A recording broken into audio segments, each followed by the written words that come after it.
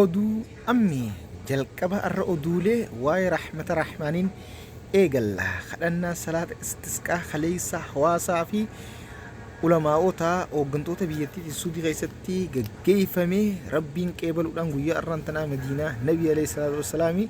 roobaa olee rahmanni nagayaa bareedaan kun kan qalbii namaa das godhu alhamdulillah.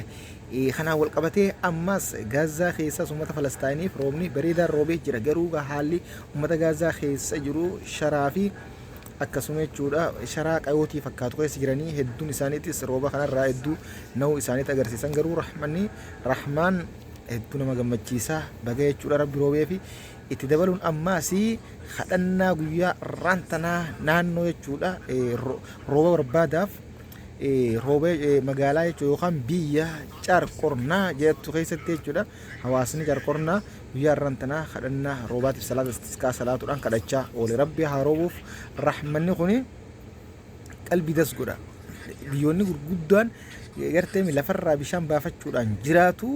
rooba samitti ni haajama maaliif haajamaa yaada jechuudha isin koomentii irratti gaafii kakaasuu dandeessan kaaftaniittis jirtan kaleessa maxxansa irratti tokkoffaa biyyoonni guddatte kamuu beeladoota qaban rees ta'ee jechuudha gaala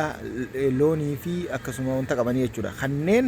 ni tiifatan lafa jechuudha roobni roobe malee yoo roobni roobin citaan hin magaruuf dheenni isaanii hin mayiruuf kanaaf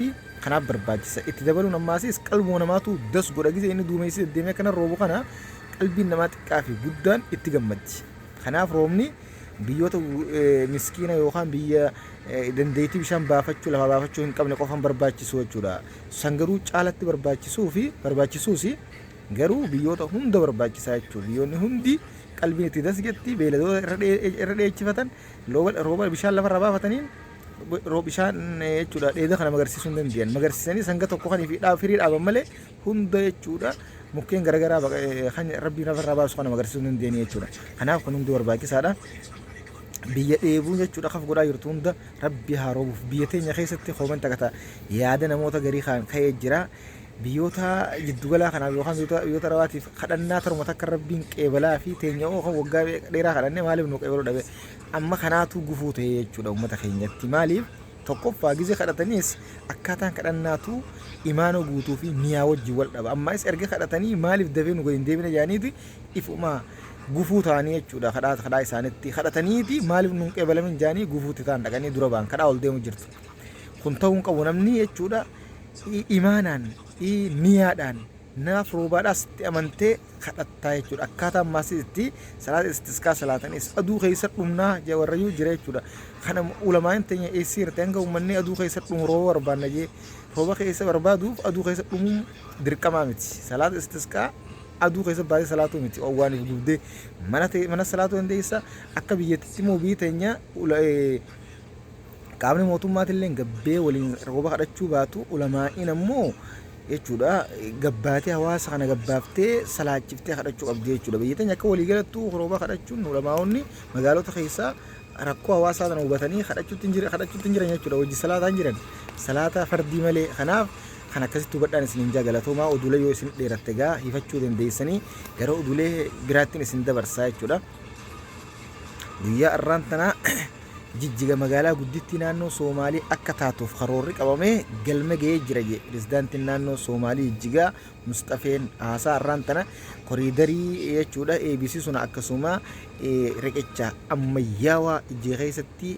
eegalchiisuuf jechuudha arraantana bu'uura haa jiru irratti haasaa taasiseen akkana jedhe ellaan lafti Oromiyaa akka tonitti isiin saamaa turte karoora bara dheeraa qabamee tooftaa irratti hojjetameetu asgeen asirratti sirriitti ifa namaa taate haasawni isaa kunu adda baasaa jechuudha engaddaas waa'ee dirqaati wal qabatee gaafii deebii jechuudha mana marii bakka bu'oota uummata naannoo isaaniitiin taasiseen uummanni waa'ee lafaa tana gaafate kanaaf nuti lafa teenya murree hin kanninu tan qabnullee ni deeffannaa jee jechuudha viidiyoo irra gaanna bira jirti akkasitti isaan yaanni isaan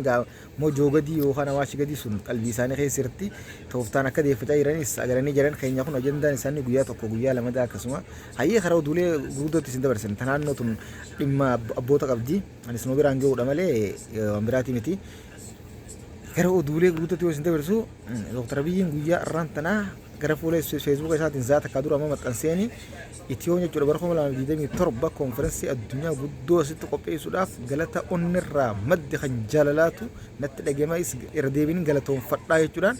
dubbatee jira kun waan baay'ee nama gammachiisu dhugaadha erga jechuudha inni dhufee jijjiiramni tokko rakkoon jiraatus dhalattus uumamtus rakkoo jijjiiramni fidee hedduutu jira tokkoffaa wal dorgommiin quraana biyya keenya keessa banamu kan lamadaa yeroo lama kana keessa gaggeeffamteen se'a takkaa jechuudha biyya teenya kan sadarkaa jechuudha akka islaamummaattis ijira biyyoota islaamummaa keessatti onna taatirraa eegaltee tokkoffaa jiraan itti baamte duraan dhokattee turte ifatte baatee beekamtee jechuudha kana gama biraatiin ammoo jechuudha waan calee hedduudhaas waa hedduu qopheessee jira yeroo ati dalagee hanga tokkoos hangi rakkoon jirtus jiraachuu dandeessi itti dabalu kanatti aansuudhaan inuma haalli qilleensa jijjiirama Afrikaa kan jechuun itoo keessi jalqabee itti fufuu qabaas jechuudhaan dubbatee jira gara uduulee jechuudha ulaa galaanatti isin deebina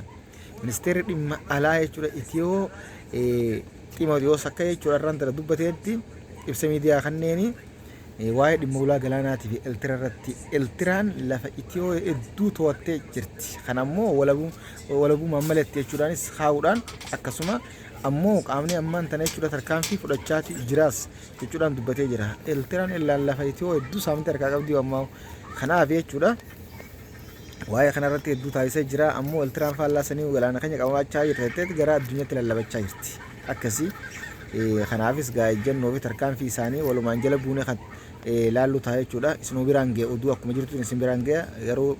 subscribe godhuu qofa hin dagatinaati nutti balama uummata keenyaafis rabbi haa roobu rooba kan kadhanna bakka hundatti kanatti aansuudhaan gara jechuudha oduulee addunyaa gurguddoo Suudaan guyyaa irraan tanaa jechuudha dursaan waraana Suudaan Abdul Fattah al-Burhaan tarkaanfii jechuudha Alfaashir keessatti shiftoonni yakkarra raawwachaa jiran irratti tarkaanfii fudhannaa jira garuu immoo sektara waliigaltee Tiraambii kaayee tokko irratti akka waliigaltee jechuudha kana fudhatu ibsee jira waliigaltee kana immoo gareen jechuudha mormituu Amdaan Dagalootiin eegalamtu didaa jiraachuu yookaan mormuun dhageemee jaamaa jira hundaafuu jechuudha haalli jechuudha Suudaan keessa jiruu fi godaansa uummanni baqattoonni Suudaan keessa jiran hedduu nama rakkisaa jechuudha akkasumas ammaas gochoonni jechuudha Alfaashir keessatti uummata nagaa irratti raawwatamaa jiru keessattuu dubartoota irratti jechuudha raawwatamaa jiru haalli gudeedaan isaanii hedduu nama rifachiisa nama naasisa rabbi nagaa buusu wal waraansee obboleeyyan jidduu dhalate uummata balaaf saaxilee jechuudha kaan dhumaatiin kaan gudeedaan kaan jechuudha dhugaa beelaa fi dheebuu dhugaatii dhaba nyaataa fi dhugaatii dhabuun akkanatti saaxila jira rabbi nagaa haa buusu kanatti aansuudhaan Tanzaaniyaa pirezidaantiin Tanzaaniyaa Saamiyaa Suluuluu injifannoo filannoo injifatte irratti yeroo jalqabaatiif erga filannoo injifattee booda irraa haasaa taasisteen tarkaanfii dhiyeenya kana gaa mormitoonni yeroo isin filannoo injifattu hawaasa irratti dammeessuudhaan kaasa irratti fudhattee yeroo sanitti miidhama tarkaanfii kana keessatti namoota miidhameef gadda arraan tana ibsiteeti jirti akkasuma hawaasa yookaan namootan nama jaalattan dhabdan tarkaanfii san keessattiif jajjabinaan hawaas jetteeti jirti jechuudha sirna guyyaa arraan tana raawwatte irratti akkasitti taasifte kanatti aansuudhaan Ameerikaan xayyaara yookaan fi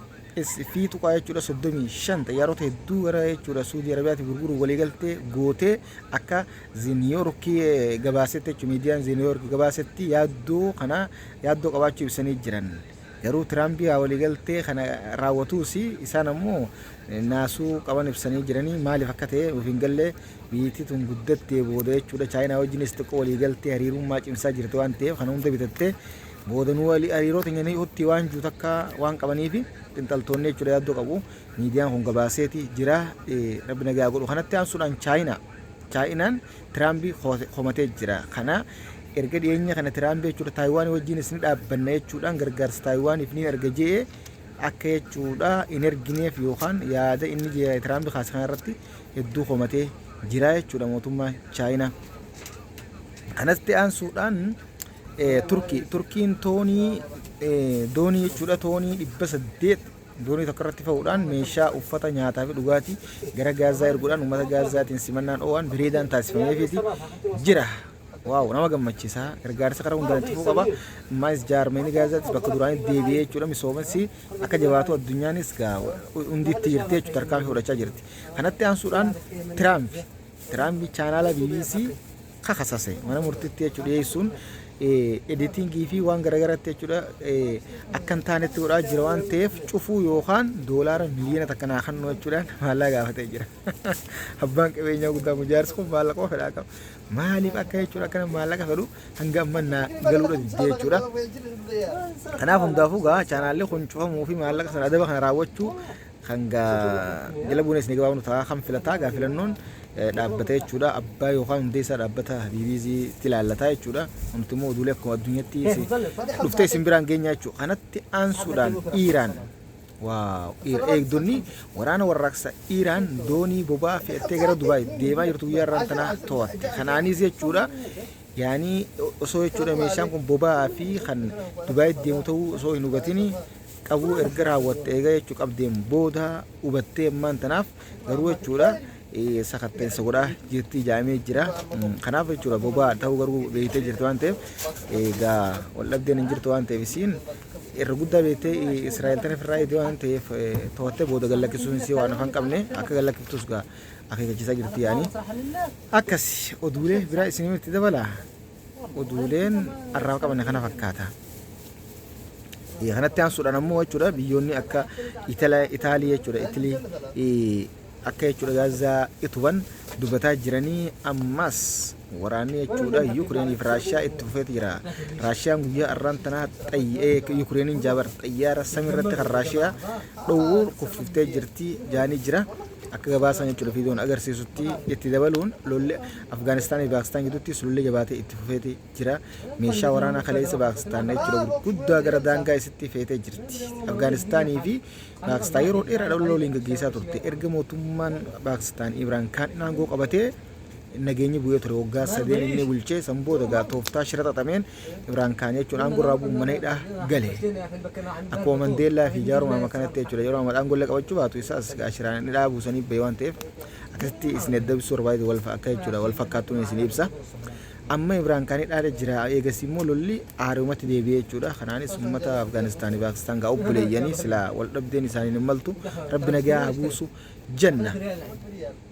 Kana cuunfaa oduu guyyaa arraan tanaati. Oduun irraa qaban kana fakkaata kan biraatiin angol deemutti sheer godhuudhaan facaasaa anka isin dho'ise oduu ammeetii nutti dabalama maatii kan ta'aa subscribe godhaa galatoomaadha. Salaamu alaikum warahmatullahi wabarakatuh. Oduulee guyyaa guyyaan argachuudhaaf nu hordofaa isin jenna oduu namni filannoo keessanaa ta'u oduulee dhugaa waan takka oduu irraa argadheetiif isin biraan ga'uun ammoo abdeet sammuu godhuu fi haala addunyaan keessa ooltu baruudha hubachuudha. Kanaaf addunyaan tun gaa akkuma barbaachisu akkuma jirtutti ta'ee namni waan addunyaa tanaa hubachuu qabaa jeetiin isin biraan ga'a galatoomaadha. Oduulee biraatiin angoo deemtu nagaan naaf tura maatii keenya ta'aa subscribe godhaa galatooma gara jechuudha gareetiidhaanis ta'ee hiriyoota keessan irratti share godhaa yaada qabdan koomentii alaa laayikis godhaa gara YouTube kanaan nu jajjabeessaa nagaan naaf tura.